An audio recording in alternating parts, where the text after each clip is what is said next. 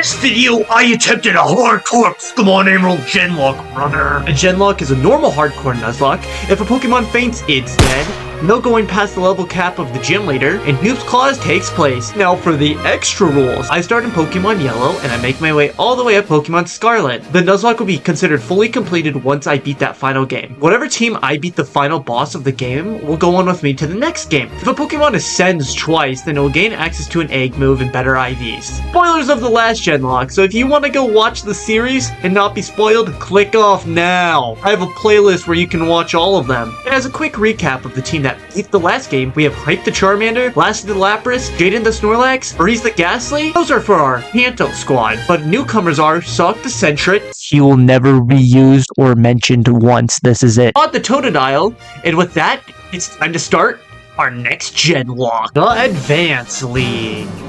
Oh, hey, that was actually pretty good. No one liked the last. Oh, mother. Before we can reunite with our OG squad, we first have to pick the starter of this region. We either got Flame Chicken, Weird Gecko, or...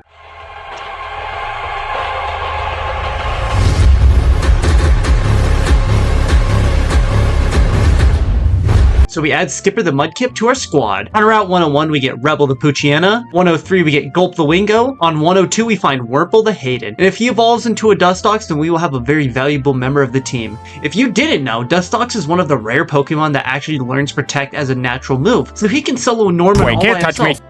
Oh. Route 104, we find Jimmy. Jimmy! Come on, Jimmy! You know you owe me! In Petalburg Woods, we find Nail the Shroomish. And this is hype, not like the Charmander. Mostly because I've never used Shroomish before. It'll be interesting to see how she fares in her debut generation. We then beat up this weird guy from beating up this nerd. If anyone's gonna beat up nerds around here, it's gonna be me. It's time for the first gym leader, Roxanne, and this is a free Lassie sweep. Even if Nosepass gets a crit on Lassie, they will be slower than Nosepass, which is actually a good thing.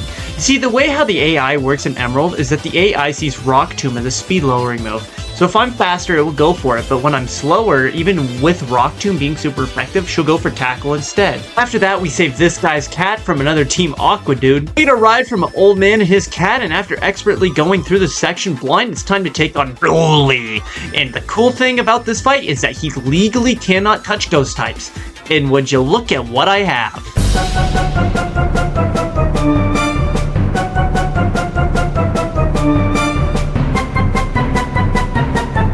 We struggle for about 10 minutes on where to go, and then we finally give a letter to Daddy Stone. We go bully some boat nerds at a boat museum, and we get threatened in our face by a pirate. Sorry, dude, I'm not scared of this fucking guy. Now, if it was this guy, I would be shivering my timbers. But not this dickhead who got into the toy box in kindergarten and took the pirate bandana home. We catch Bolt the Electrike, and it's time for that rival fight everyone struggles on. Someone explain down below why people struggle on this fight. I personally have never really had a problem with it. I lead Nail and one-shot the Wingull. Out comes Slugma, I go into Skipper and take him out with a mud shot. Next is Grovyle and 2 fire punches from Hype take him out. We then bully a sick kid, and it's time to take on the third gym. And as far as third gyms go, this one is actually really difficult with it having 2 fully evolved Mons. Compared to the last 2 gym leaders, this one does not mess around. Watson leads Voltorb as we lead Skipper. The hope here is for Voltorb to go for Explosion, and we switch into Breeze and not take any damage. Unfortunately, he just ends up going for Rollout. We switch back into Skipper after taking unnecessary damage, and we take out the Voltorb. Out comes a little guy, and we immediately put him in the grave with a Mud Shot. Magaton is third, and we take a Sonic Boom from him, and then one shot with Mud Shot. Out comes Electrike, and unfortunately, we have been a little down enough to where we can only stay in for 1 Mud Shot as Electrike goes for Howl. Not wanting to die, we switch into Nail on an incoming Quick Attack. Next turn, we go for a weak Mach Punch as we get hit with a Thunder Wave. Luckily, I had the big brain foresight of putting a Cherry Berry on Nail to cure that paralysis. Nail lands a lucky critical hit, which gets us back to full HP while Manectric just goes for another Thunder Wave, paralyzing us. Watson heals Manectric, and we are unfortunately paralyzed. Next turn, Manectric goes for a Howl, and we are unfortunately paralyzed again. Next turn, Manectric goes for a Quick Attack, and we get paralyzed again? Next turn, we get... No, what are you doing? What are you doing? No, what are you doing? What are you doing? Stop! No! Oh god! Fuck! Nail lives a crit Quick Attack and luckily breaks through paralysis and lands a Leech Seed. Now we're in a dire situation. is what a fool would be saying. As a wise man once said, play lame and win games, baby. We switch into Breeze on an incoming quick attack. We then switch to Skipper on an incoming Thunder Wave. We then switch to Breeze on an incoming quick attack. And I think you get the picture. The AI will always try to set up a status move, but one is available. And Manectric will always go for quick attack because it does the most amount of damage on Skipper. A couple minutes later, Manectric succumbs to Leech Seed, granting us our third badge. Afterwards, we go to a thing, meet a person, do another thing, then God of the thing, and now we're fighting eco-terrorists again. Hate or love Oras, the villains both had a glow up. Even Maxie got a glow up, and he's a nerd. It's time for Flannery, and why do people sleep on this gym? This isn't a Blaine situation where I can lead a Doug trio and sweep. Flannery is like an actually good boss with that spicy turtle in the back. Sunbeam setup reduces water damage and boosting overheat. Mental Herb reversing stat drop so she can drop 2 overheats before being in debt to special attacks. And if she crits you, it's gonna one-shot most of the stuff you can get this early in the game. Not to mention that Torkoal is so tanky for this early in the game that even her weak special side is barely effective, since at this point in the game, you'll only have access to a water gun. With that being said though, the first 3 members of her team are really easy and Lassie just takes them all out with water gun. So now it's time for the real boss. Lassie hits a weak water gun as the turtle goes for a sunny day. In fear of losing a valuable team member, we switch to Gulp on a body slam. We go for Protect to stall at the sun as Torkoal goes for an overheat. We go for a weak water gun and Torkoal. Oh no! So we switch into Skipper and we go for Mud Shot, which barely keeps Torkoal alive while this sexy turtle goes for a track. We switch into Todd as Flannery fully heals Torkoal. We then go for Bite when we should have gone for Water Gun, but I didn't realize the sun was out. Torkoal sets up Sunny Day again, and next turn we go for Water Gun and we take a Body Slam. Next turn we go for Water Gun and then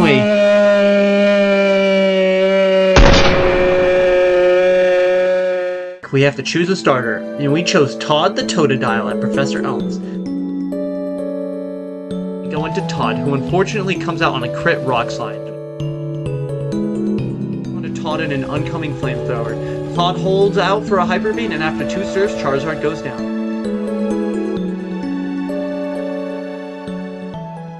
Todd dies to a crit overheat. This turtle has taken so much! We didn't even get to see Todd kicked up!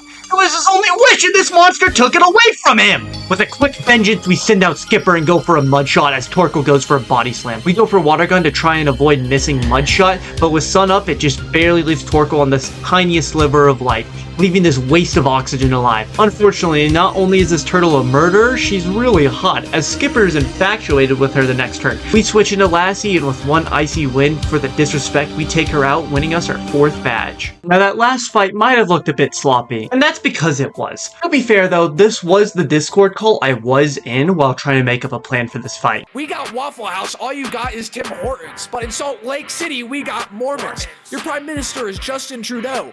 I never be in Toronto getting hosed. But worry not, viewer. For the rest of this challenge, I lock in by bringing in the big guns. Damage calculators. Now it's time to fight my dad. Nail one-shots the lead Spinda with a Mach Punch and then 2 taps the Vigoroth. Out comes Linoon, and fun fact. Hey, that's against the law. You're coming with me. Can't touch me. Not because the AI wouldn't be able to hit me on Linoon, it would switch into Slacking, so we just go for a useless Curse, and on the next turn we go for a T-Bolt, killing Linoon. Out comes Slacking, and we're going to do a strategy here that's something I'm probably going to do for the rest of the series. Perish Song. Perish Song is a great move in Pokemon, especially for boss fights, where their last Pokemon is normally the strongest. Perish Song can also be used in different ways other than just killing the last Pokemon. It can be used to force a switch from the AI, which you will see me use later in this challenge. We just stall out turns for a bit, and down goes my dad. Future's now, old man. We then get some help from an actual father-like figure, and now it's time to deal with more eco-terrorists. Now I brought up how much more manly the Oras leaders and admins are, but also the admins in the remakes are just way hotter. Game Freak has got their freak on. They just realized that at some point if they put a baddie in all their video games, it doesn't matter how it plays, if it plays like ass and has a shit story, you just need baddies and the weebs will buy it. But it's not like I would know. We sweep our rival with Manectric and switch to Swallow on the Grovyle, run up to Daddy Stone, see some chameleons, and after that, it's finally time for the 6th Gym Leader Winona, which luckily a Bolt Beam Lapras can easily sweep her. Yeah, it feels kind of weird to glaze the 3rd and 4th gym so hard and then just have the last 2 gyms be a piece of piss. But I guess that's what happens when you have a Lapras. We go to a cemetery and deal with some spoopy Team Aqua members, which we deal with, but not before they stole the red orb to activate the blue thing. We then storm the Team Magma base, but before we can stop them, they use the blue thing to activate the red guy. It's basic colors, people! I now do what someone should have done in high school. Time to fight Maxie. I forgot to change my lead, so I lead Lassie against Mightyetta. We get him low with ice beams and surfs, and he swaggered us. Not wanting to get hit in confusion, we switch into Bolt on a crit takedown.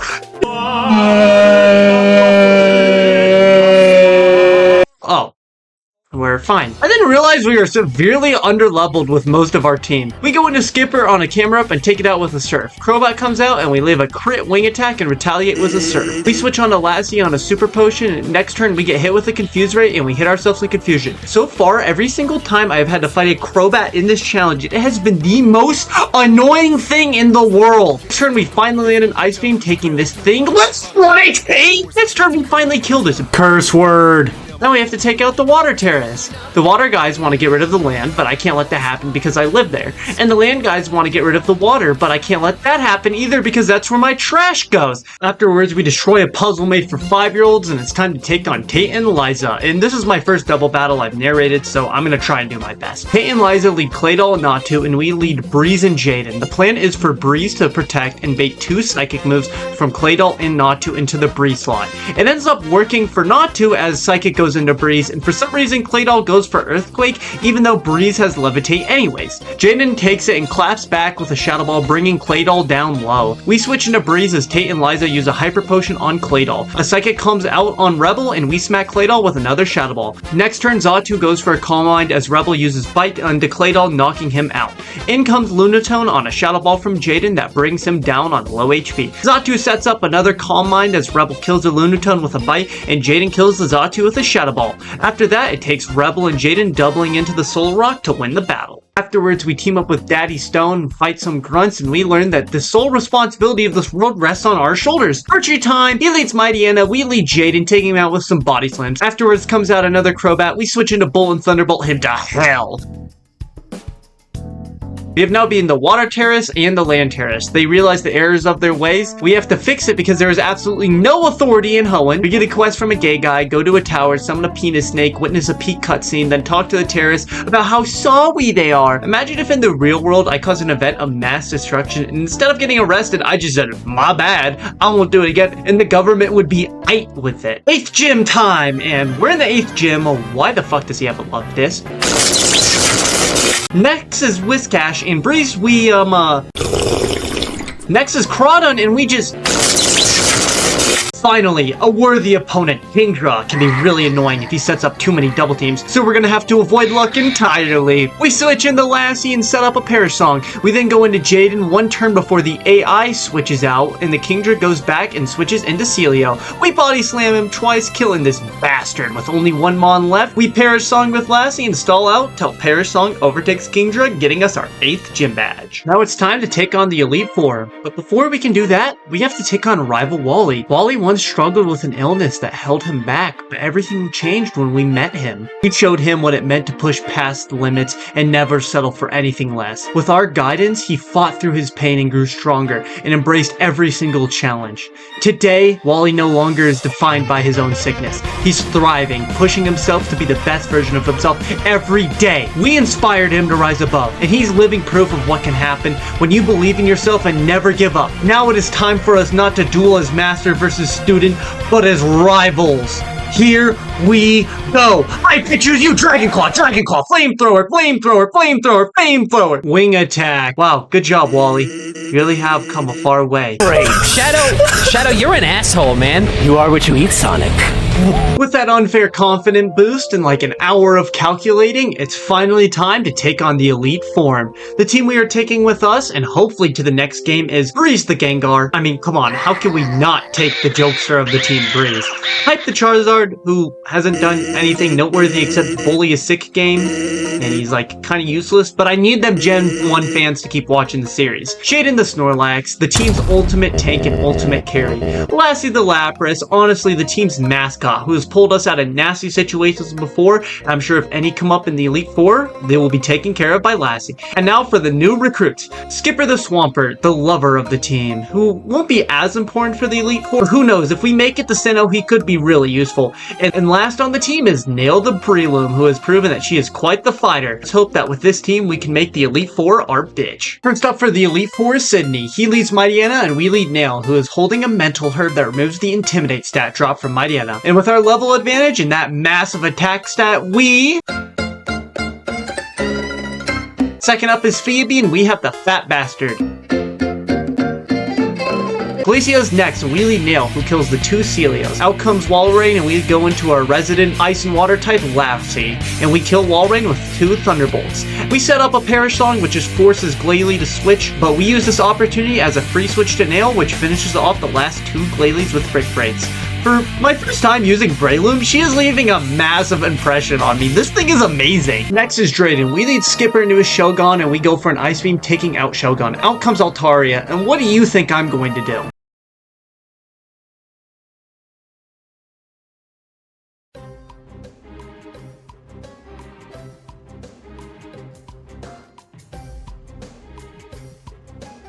If you put absolutely fucking obliterate it with Ice Beam, you would be correct. Out comes Kingdra, and we go into, come on, say it with me now, Lassie! Kingdra sets up a Dragon Dance on the switch in. Kingdra goes for another Dragon Dance as Lassie goes for a Perish Song. We take a chunky Body Slam as we retaliate with an Ice Beam that does half damage and freezes. Right now we are trying to position Skipper in to be able to Ice Beam the Salamence on the switch in. Unfortunately, I messed up the Perish turns and go for a switch when I should have switched out. Not wanting to die to Perish Song, we switch into Skipper while Drake switches into Salamence. We want to take as less damage as possible to conserve HP for the Flygon, but we just take a Dragon Claw and smack it back with an Ice Beam. Back out comes the Kingdra, and we try to do proper baiting with Perish Song, but unfortunately I mess it up again. We switch into Skipper into Flygon. We are unfortunately dead to Earthquake crit right here, so we have to live this off and fire off an Ice Beam.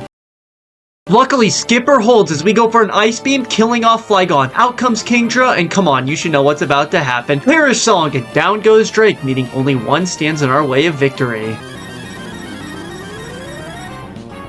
Wallace leads Wailord, and we lead Lassie. We go for Thunderbolt, which brings Wailord down low as he just responds with a weak double edge. We take a free kill after Wallace wastes a full restore. Out comes Ludi Loco, who could easily be the most annoying member of Wallace's party. We switch in a Nail on a Giga Drain. We go for Brick Break, dealing over 50% as the Duck goes for an annoying and cool double. Now we either have two options here. Lady Luck decides to ram me harder than Tifa Lockhart at the Italian Press Convention in 2021, and we lose the fight and the run because even with the odds being that slim, they are still technically possible, or we could hit a Break. We decide to do the latter option. Wallace sends out Milotic, and we go into the Fat Bastard on an Ice Beam. Milotic tries to go for a Toxic, but... That's right. I have immunity. I put immunity on Jaden for this very moment, and I definitely didn't have it on random ability and forget to change it on him. We go for a Body Slam, doing a fat chunk of damage. Luckily, the Fat Bastard, my goat, gets a paralysis. In another string of good luck, Milotic Citrus Berry takes place, taking it out of heal range. As much as this Milotic wants to live and recover as it may, the Sisters of Fate have clipped that string and its time is up. Even when it gets a full restore, it's too late. For Wallace's third Mon, he sends out Tentacruel, and as we pivot to Skipper on a weak and puny Sludge Bomb. Tentacruel goes for Toxic, but it doesn't matter. One Earthquake later, and two members left, and out comes a pathetic Wishcash. We go into Breeze as Wishcash goes for Amnesia, which actually saves him. He has two Amnesias set up, and we unfortunately run out of Giga Drains before we can kill him. We go into Nail on a weak Surf and go for Brick Breaks as Wishcash goes for Hyper Beam, which we luckily live. If that was a crit, we would have died. With Wishcash in cooldown mode, we take the free switch to Breeze, who finishes off Wishcash with a Shadow Punch. One member left, and it's a Gyarados, and my boy Breeze here has some experience in killing Gyaradoses. We use one last Thunderbolt, killing Gyarados, and winning the run. And just like that, we beat a hardcore Pokemon Emerald Genlocke. Tell me what you thought about this run so far. I'm really interested to see what you guys might have to say. I really liked this video and making it a lot. I think I'm going to keep adding the little Pokemon pop-ups as it adds a lot of personality, and it gets hopefully the viewers attached to the Pokemon. And me just editing it, I've already fallen in love with Skipper way more by just having him pop up and say little things. But what else do you think? Who is the GOAT of this run? Who is the worst of this run? And why is it hype? Like and subscribe. Shout out to my boss, Nate. He has nothing to do with the video, but he told me if I didn't give him a shout out, he would fire me. So shout out to you, Nate. Hey fellas, knock off all that high society crap and play some of this.